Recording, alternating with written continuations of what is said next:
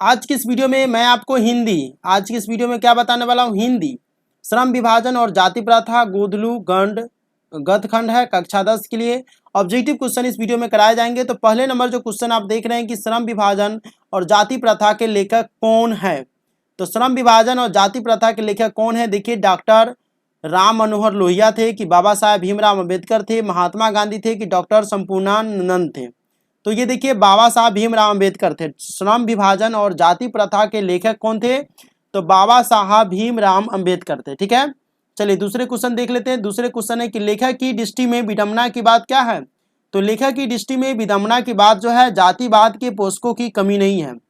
लेखक की दृष्टि में विडंबना की बात क्या है, तो लेखक की दृष्टि में विडंबना की बात जातिवाद यहां पर देखिए जातिवाद के पोषकों की कमी नहीं है, पहले नंबर ऑप्शन है। ठीक है, लेखक की दृष्टि में आदर्श समाज कैसा होना चाहिए, देखिए ऑप्शन 4 है, जिसमें स्वतंत्रता समानता और भामित्व का भाव हो, या जिसमें सभी धनी हो, जिसमें सभी पढ़े लिखे हो, या जिसमें सभी स्वस्थ हो। 4 ऑप्शन है, आप इसका बताना, आपको इसका आंसर बताना। तो लेखक की दृष्टि में आदर्श समाज को कैसा होना चाहिए, तो देखिए इसका आंसर जो है जिसमें स्वतंत्रता समता और भामित्व का भाव हो, लेखक की दृष्टि में आदर्श समाज ऐसा ही होना चाहिए। ठीक है, चौथा नंबर है कि लेखक बेरोजगारी का प्रमुख और प्रत्यक्ष कारण किसे मानते हैं, अशिक्षा को कि जनसंख्या को, जाति प्रथा को, या उद्योग धंधों की कमी को।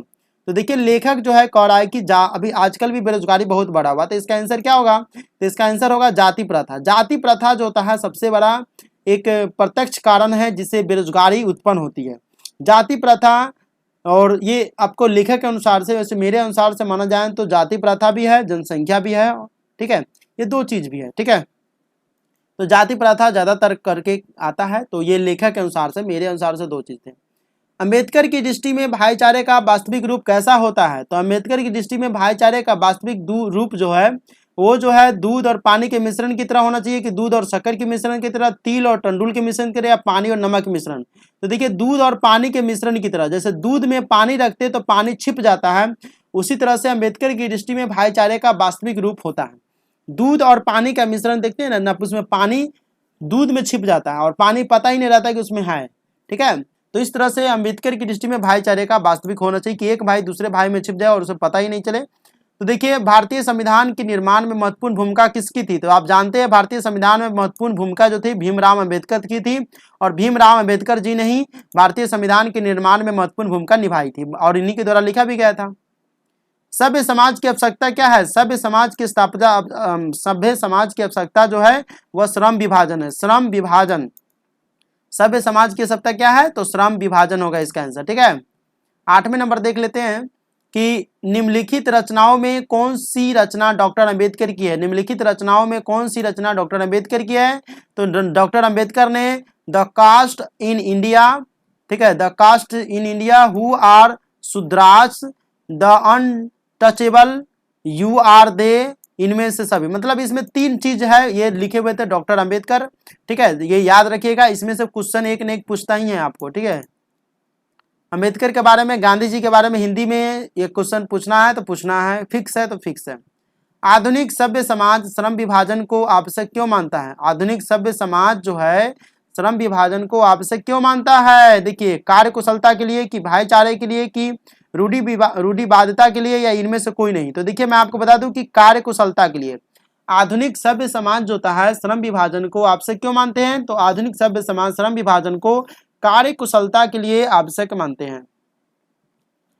श्रम विभाजन और जाति प्रथा पाठ बाबा साहब के किस भाषण का संपादित अंश है, तो श्रम विभाजन और जाति प्रथा पाठ जो है बाबा साहब के किस भाषण का संपादित अंश है, तो बाबा साहब के जो है ये जो है एनहिलेशन ऑफ कास्ट, श्रम विभाजन और जाति प्रथा जो है पाठ जो है बाबा साहब किस भाषण का संपादित अंश है, तो annihilation of caste. Annihilation of caste जो है आपका ऑप्शन नंबर सी है, सी जो है आपका आंसर होगा। वैसे तो ये बहुत सारे बुक लिखे हुए थे, लेकिन एनहिलेशन ऑफ कास्ट में श्रम विभाजन और जाति प्रथा के बारे में चर्चा किए थे। प्राथमिक शिक्षा प्राप्त करने के बाद अंबेडकर जो है उच्चतर शिक्षा प्राप्त करने के लिए कहाँ गए थे, इटली गए थे कि दक्षिण अफ्रीका के न्यूयॉर्क की दक्षिण कोरिया, तो मैं आपको बता दूं कि न्यूयॉर्क गए थे।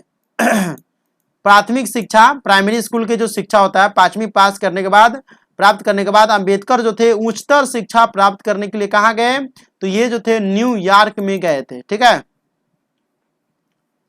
अंबेडकर के चिंतन व रचनात्मकता के लिए प्रेरक व्यक्ति थे। अंबेडकर के चिंतन व रचनात्मकता के लिए प्रेरक व्यक्ति कौन थे? तो इनके प्रेरक व्यक्ति सभी थे। कौन कौन थे? तो बुद्ध को भी ये प्रेरक मानते थे, कबीर को भी मानते थे और ज्योतिबा फुले को भी मानते थे। आपको ये क्वेश्चन पूछेगा, ये कई बार पूछा हुआ है, VVI क्वेश्चन है। अंबेडकर के चिंतन व रचनात्मक के लिए प्रेरक व्यक्ति, यानी अंबेडकर के प्रेरक व्यक्ति कौन थे, जिससे अंबेडकर हमेशा मोटिवेट होते थे, उनके रास्ते पर चलते थे, उनके बताए हुए मार्ग पर चलते थे? तो वो थे बुद्ध, गौतम बुद्ध यानी भगवान बुद्ध जिसे कहा जाता है, कबीर भी थे, ठीक है, और ज्योतिबा फुले थे। ये तीनों आदमी बहुत ही महान थे और तीनों को ये प्रेरक मानते थे।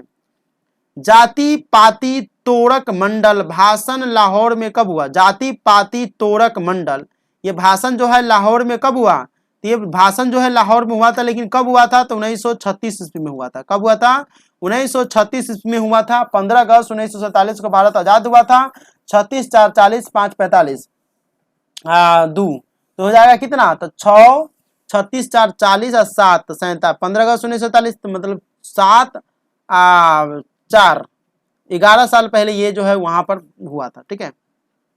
श्रम विभाजन और जाति प्रथा क्या है? तो श्रम विभाजन जाति प्रथा कहानी है कि भाषण है कि निबंध है कि साक्षात्कार है? तो आपको खुद बताना है, नीचे कमेंट करके। चलिए मैं आपको आंसर दिखा दूं। ये जो है श्रम विभाजन और जाति प्रथा जो है निबंध है। निबंध में जानते हैं ना? नहीं जानते तो नीचे कमेंट कीजिए, अगले वीडियो में बताए जाएंगे। श्रम विभाजन और जाति प्रथा जो है निबंध है। अम्बेडकर के भाषण एनिहिलेशन ऑफ कास्ट को किसने हिंदी में रूपांतरण किया है? देखिए अम्बेडकर के भाषण जो थे एनिहिलेशन ऑफ कास्ट ये इंग्लिश में लिखे थे। ठीक है, पहले जो भी चीजें लिखाई जाती थी वो ज्यादातर करके इंग्लिश में लिखी जाती थी।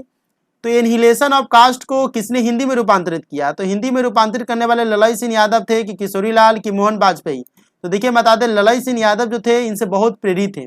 ललाई सिंह यादव बहुत प्रेरित थे, इसलिए अम्बेडकर के भाषण जो थे एनिहिलेशन ऑफ कास्ट, उन्होंने सोचा कि इनको तो इंग्लिश वाले ही जानेंगे, हिंदी वाले तो जानेंगे नहीं, इसलिए हिंदी में रूपांतरित किए और लोगों तक पहुंचाए। तो ललाई सिंह यादव जो थे एनिहिलेशन ऑफ कास्ट को हिंदी में रूपांतरित किए थे। अंबेडकर का जन्म किस परिवार में हुआ था? तो अंबेडकर का जन्म तो ब्राह्मण था कि क्षत्रिय था कि दलित था कि काश्यप था? देखिए ब्राह्मण क्षत्रिय काश्यप तो होगा नहीं, तो इसका आंसर होगा दलित, क्योंकि अंबेडकर एक दलित परिवार में जन्मा था। लेखक को इस युग में कहां पर विडंबना दिखाई दिया? तो लेखक को इस युग में कहां पर विडंबना दिखाई दिया? तो लेखक को इस युग में जातिवाद में विडंबना दिखाई दिया। लेखक को इस युग में जातिवाद में विडंबना दिखाई दिया। ऑप्शन नंबर ए सही है। डॉक्टर अंबेडकर के माता का नाम क्या था? डॉक्टर अंबेडकर के माता का नाम रानीबाई थी कि कुंतीबाई, शीलाबाई, भीमाबाई? तो देखिए इसमें आंसर आपको खुद खोजना है, भीमाबाई। डॉक्टर अंबेडकर के माता का नाम देखिए डॉक्टर भीमराव अंबेडकर जो पढ़ा हुआ है भीमराव, तो अंबेडकर के पहले भीम लगा मतलब भीमाबाई, तो इसमें आप याद रखिएगा डॉक्टर भीमराव अंबेडकर उसका नाम था, पूरा नाम था डॉक्टर भीमराव अंबेडकर, बाबा साहेब डॉक्टर बाबा साहेब भीमराव अंबेडकर। तो भीम मतलब भीमाबाई, उसकी मम्मी का नाम, डॉक्टर अंबेडकर के मम्मी का नाम यानी माता का नाम क्या था? तो भीमा बाई। डॉक्टर अंबेडकर ने पीएचडी की उपाधि कब धारणा की? पीएचडी की उपाधि मतलब पीएचडी तक किए थे। पीएचडी करने के बाद जो होता है क्या होता है, नाम के पहले डॉक्टर लग जाता है, तो ये पहले अंबेडकर थे, पीएचडी करने के बाद इनके पहले जो है डॉक्टर जुड़ा हुआ है। तो पीएचडी की उपाधि कब धारणा की मतलब पीएचडी कब कंप्लीट कर लिए? तो पीएचडी जो थे यहाँ 4 ऑप्शन है, 1920 में, 1918 में, 1916 में, 1914 में। तो मैं आपको बता दूं कि ये 1916 में ही पीएचडी कंप्लीट कर लिए थे, 1916 में पीएचडी कंप्लीट कर लिए थे। ठीक है, तो पीएचडी कंप्लीट करने के बाद फिर अपने देश ही वापस चले आए न्यूयॉर्क से। The caste in India their mechanism किनकी रचना है? द कास्ट इन इंडिया अनुपात देयर मैकेनिज्म किनकी रचना है? The caste in India Bhimrao Ambedkar की कि राम मनोहर लोहिया की, महात्मा गांधी की कि सुखदेव की? तो आप जानते हैं कि भीमराव अंबेडकर के बारे में ही होगा। कास्ट पर ज्यादातर के जो भी बुक होंगे जाति प्रथा के आधार पर होंगे, ठीक है, संविधान के आधार पर होंगे, तो वो सारे के सारे बुक जो है लगभग 99% चांस में भीमराव अंबेडकर ही लिखे हुए। ठीक है। आर्थिक पहलू से भी जाति प्रथा है, आर्थिक पहलू से भी जाति प्रथा है, तो क्या जाति प्रथा है? तो हानिकारक है। आर्थिक पहलू से भी जाति प्रथा जो है हानिकारक है। आर्थिक पहलू अगर है तो ठीक है, लेकिन इससे भी ज्यादा हानिकारक जो होता है वो जाति प्रथा हानिकारक होता है, आर्थिक पहलू से भी ज्यादा, क्योंकि जाति प्रथा जात के अनुसार से होता है और दूसरी जात को हुए नहीं करता है। आजकल तो बिहार में हर जगह जाति प्रथा होता है। डैश डैश पेशे का दोषपूर्ण पूर्व निर्धारण करती है, तो डैश डैश पेशे का, मतलब जाति प्रथा पेशे का दोषपूर्ण पूर्व निर्धारण करती है। जाति प्रथा बहुत बड़का दोषपूर्ण है। जाति प्रथा भारत में बेरोजगारी का एक कारण बनी हुई है। तब प्रमुख प्रत्यक्ष ए और बी दोनों, मैं आपको बता दूं ए और बी दोनों प्रत्यक्ष और प्रमुख कारण है। जाति प्रथा भारत में बेरोजगारी का एक प्रत्यक्ष और प्रमुख कारण बनी हुई है। मूक नायक क्या है? तो मूक नायक जो था वो थे पत्रिका थे। मूक नायक नाम की एक पत्रिका थी, ठीक है। मूक नायक नाम की एक पत्रिका थी।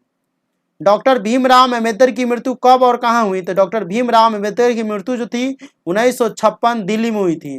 1956 दिल्ली में हुई थी। 1956 दिल्ली में हुई थी। कहाँ हुई थी? दिल्ली में हुई थी। डॉक्टर भीमराव अंबेडकर की मृत्यु कब और कहाँ हुई थी? तो 1956 ईस्वी में दिल्ली में इनकी मृत्यु हुई थी। 15 अगस्त 1947 के बाद, यानी देश की आज़ादी होने के बाद इनकी मृत्यु हुई थी। डॉक्टर भीमराव अंबेडकर का जन्म कब हुआ था? तो डॉक्टर भीमराव अंबेडकर का जन्म जो है 14 अप्रैल 1891 को हुआ था। 14 अप्रैल 1891 को इनका जन्म हुआ था। और देखिए इनकी मृत्यु कब हो गई थी? तो मतलब 1956 में इनकी मृत्यु हो गई। 1891 में जन्म लिया, ठीक है। तो 14 अप्रैल 1891, देखिए अप्रैल जो होता है चौथा महीना होता है, 14 में 4 है, ठीक है। 14 में 4 जोड़िएगा तो 18 आ जाएगा। 18 के बाद जो है 1 जोड़िएगा, मतलब 1 8 है। 1 8 मिलकर के कितना होगा? 8 1 9 हो जाएगा। और 9 के बाद फिर 1 शुरू में भी, 1 लास्ट में भी है, और शुरू में भी 1 है। तो आप इस तरह से याद कर सकते हैं कि 14 अप्रैल 1891 को बाबा साहेब भीमराव अम्बेडकर का जन्म हुआ था और दिल्ली में 1956 ईस्वी में मर गए थे। यानी 15 अगस्त 1947, 47 3 50 और 6 56, 9 साल के बाद इनकी मृत्यु हो गई थी देश आजाद होने के बाद। डॉक्टर भीमराव अम्बेडकर का जन्म कहाँ हुआ था? तो डॉक्टर भीमराव अम्बेडकर का जन्म महू यानी मध्य प्रदेश में हुआ था। कहाँ हुआ था? मध्य प्रदेश के महू नामक गांव में इनकी जन्म हुआ था, महू। डॉक्टर अंबेडकर ने किस पत्रिका का संपादन किया? डॉक्टर अंबेडकर ने जो थे किस पत्रिका का संपादन किया? उज्जवल भारत, उड़ता भारत, बहिष्कृत भारत या पुरस्कृत भारत? तो मैं आपको बता दूं बहिष्कृत भारत। ये बहिष्कृत भारत का जो बुक था, पत्रिका था, उसका संपादन किया था, ठीक है। भारतीय संविधान का निर्माता के रूप में हम किन्हें जानते हैं? तो भारतीय संविधान के निर्माता के रूप में हम भीमराव अंबेडकर को जानते हैं। आपको मालूम होना चाहिए कि भारतीय संविधान और जाति के बारे में होगा तो आप समझ जाइएगा कि भीमराव अंबेडकर के बारे में है। डॉक्टर अंबेडकर का वाड़ंग हिंदी के कितने खंडों में प्रकाशित हो चुकी है? डॉक्टर अंबेडकर का वाड़ंग हिंदी के कितने खंडों में प्रकाशित हो चुकी है? तो ये 21 खंडों में प्रकाशित अभी तक हो चुकी है। वाड़ंग जो था हिंदी के 21 खंडों में प्रकाशित हो चुकी है। आधुनिक सभ्य समाज कार्य कुशलता के लिए किसे आवश्यक मानता है? आधुनिक सभ्य समाज कार्य कुशलता के लिए आवश्यक किसे मानता है? तो ये आवश्यक जो होता है श्रम विभाजन को मानता है। आधुनिक सभ्य समाज कार्य कुशलता के लिए श्रम विभाजन को आवश्यक मानता है। डॉक्टर अंबेडकर के पिता का नाम क्या था? तो डॉक्टर अंबेडकर के पिता का नाम जो था वो थे रामजी सकपाल। रामजी सकपाल आप जान सकते हैं। इसके माता का पिता का नाम इसी के नाम के अंदर में है। डॉक्टर भीमाबाई इनकी माता का नाम था। तो डॉक्टर भीम राम राव कितना पड़ता है? तो भीमाबाई इनके माता का नाम था। रामजी सकपाल इनके पिता के नाम थे। तो डॉक्टर भीमराव अंबेडकर इनके नाम में ही इनके माता और पिता का नाम है। डॉक्टर भीम से भीमाबाई इनके माता का नाम, और राव मतलब राम, तो इनके रामजी सकपाल इनके पिता के नाम थे। जाति प्रथा श्रम विभाजन के साथ साथ किसका रूप लिए हुए हैं? तो जाति प्रथा जो है श्रम विभाजन के साथ साथ श्रमिक विभाजन का भी रूप लिए हुआ है, ठीक है। तो ये थे टोटल 33 क्वेश्चन चैप्टर 1, ठीक है ना, हिंदी के। और अगले वीडियो में मैं आपको फिर से ऑब्जेक्टिव क्वेश्चन लेकर आऊँगा, एक अलग टॉपिक पर, एक अलग सब्जेक्ट का। फिलहाल इस वीडियो को लाइक कर दीजिए और अपने दोस्तों में शेयर कीजिए। चैनल को सब्सक्राइब करके बेल नोटिफिकेशन ऑन कर लीजिए।